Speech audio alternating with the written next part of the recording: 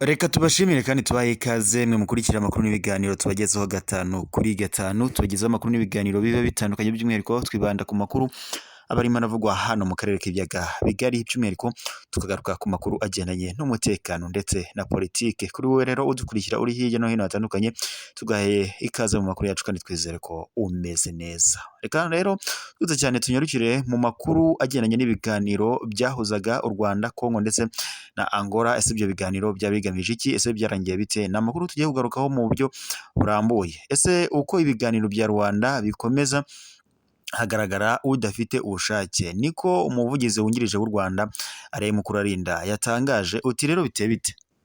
Ni ukuvuga ngo mu gihe gishize humvikanye amakuru avuga ko leta y'u Rwanda na leta ya Kongo byaba bigiye kongera guhurira i Rwanda bigasubukura ibiganiro bari bafite, ndetse ibyo biganiro byari bigamije guhuza izi mpande zombi.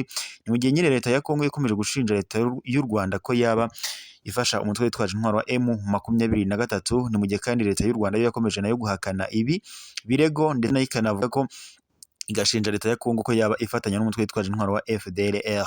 Nuko rero byaje kurangira bashyizeho umuhuza ariwo perezida wa Angola Joao Lourenço, mu rwego rwo kugira ngo ahuze izi mpande zombi ndetse n'umutekano mu karere k'ibiyaga bigari wongere ugaruke. Uti rero byaje kurangira bite? Nk'uko byatangajwe rero, umuvugizi wa guverinoma y'u Rwanda wungirije Alain Mukurarinda yagaragaje ko uko ibiganiro bya Rwanda biba ari nako udafite ubushake bwo gukemura ibibazo biri hagati y'impande zombi agaragara. Tariki ya 31 Nyakanga, abahagarariye u Rwanda, Kongo ndetse na Angola bemeranyije ko imirwano hagati y'impande zombi zishyamiranyije, ubwo no kuvuga ngo Repubulika Iharanira Demokarasi ya Kongo ndetse n'u Rwanda ihagarara guhera tariki ya 4 Kamena 2024. Umutwe witwaje intwaro wa FDLR wo nawo nyine ukaba waragombaga gusenywa nk'uko byagarutsweho. Umwanzuro wo gusenya FDLR washingiye ku gitekerezo cyatanzwe n'intumwa za Repubulika Iharanira Demokarasi ya Kongo mu biganiro bya Rwanda byabaye tariki ya 21 Werurwe 2021. Nk'uko byakomeje gutangazwa, byagaragaraga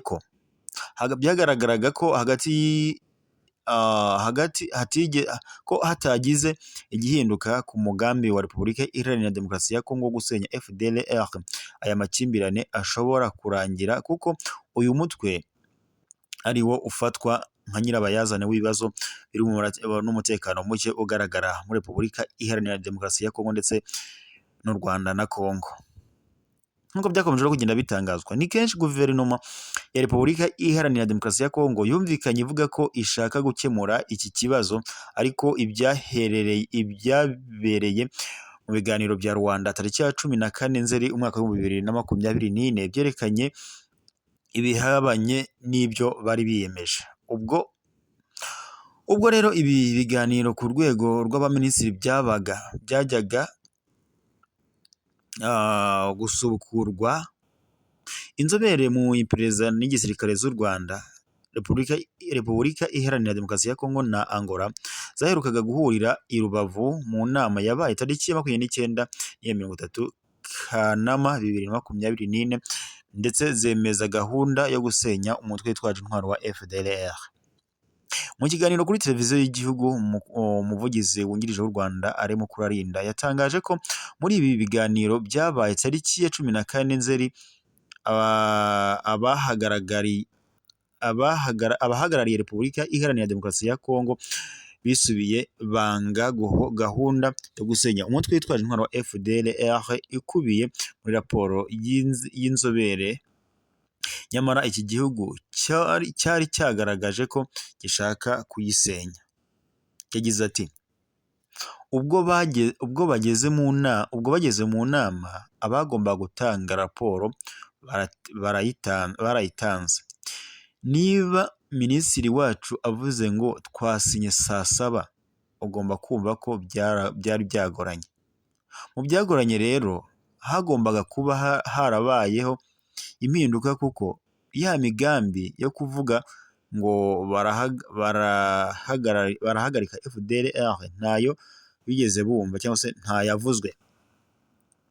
Ubutumwa bwa saa saba Mukuru Arinda yagarutseho yakomojeho ni ubwa Minisitiri w'Ububanyi n'Amahanga n'Ubutwererane Ambasaderi Olivier Nduhungirehe watangaje ko inyandikomvugo y'ibi biganiro yashyizweho umukono saa saba z'ijoro kubera ko byabanje kugorana.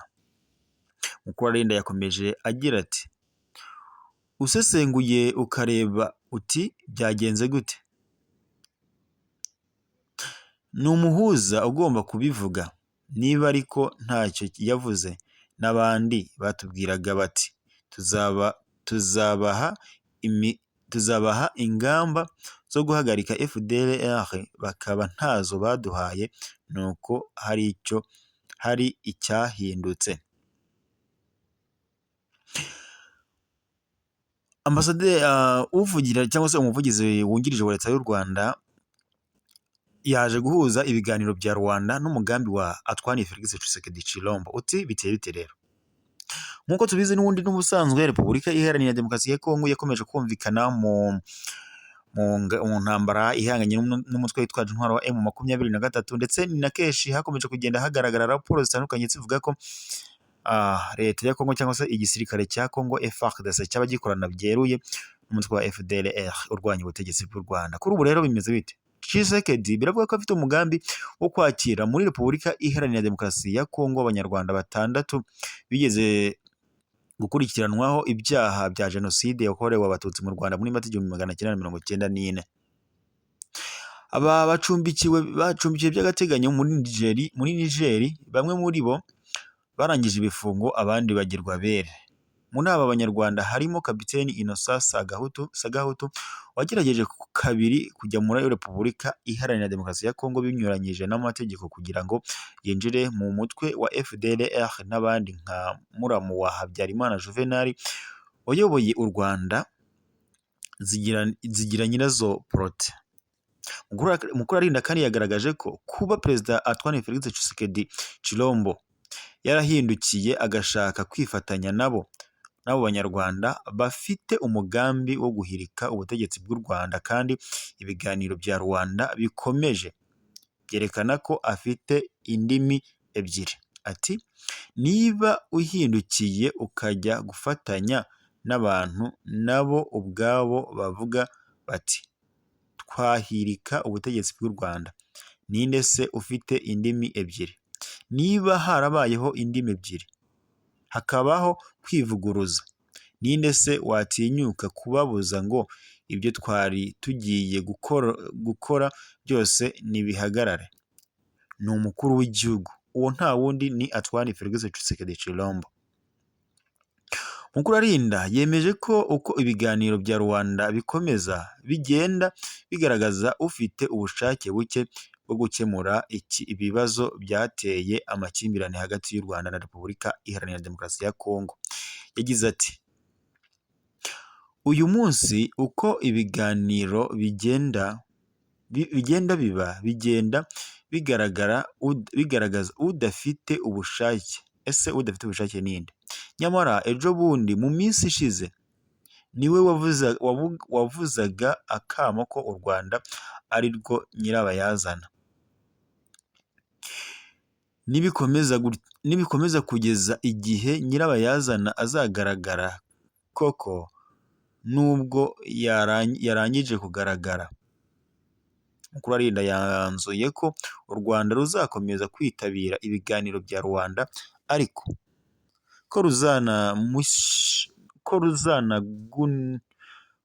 ruzanagumishaho ingamba zo kurinda Abanyarwanda cyangwa se zo kurindira Abanyarwanda umutekano.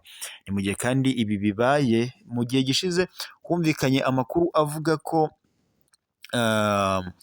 Minisitiri Therese nyine yamaze guhindura gahunda y'ibiganiro byagomba guhuza u Rwanda na Kongo, aho bavugaga ko umutwe wa FDLR nyine ugomba guhagarara. Gusa siko byaje kugenda, kuko uyu Minisitiri Therese yaje guhindura imyanzuro yari yafashwe maze abihakana yivuye inyuma cyangwa se arabigarama.